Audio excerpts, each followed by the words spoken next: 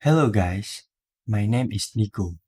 In this video, I will share how to replace the application to run the React Native Launch Packager which initially used the default macOS terminal into iTerm. First, open the React Native project folder. In this video, I will use the Moviepedia project as an example. Second, open the Node Modules folder. Third, find the React Native folder and then open the folder. Next, go to the script folder. In this video, we will find the launchpackager.command file.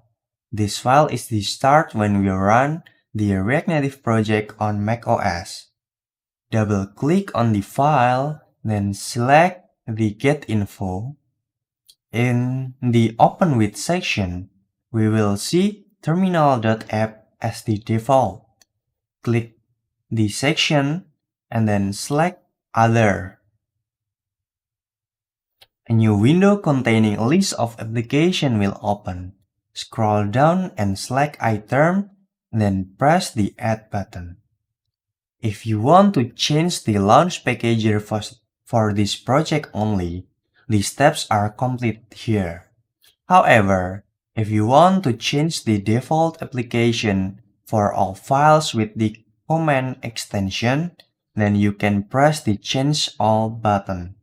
A pop-up will appear and select Continue. Everything is done here.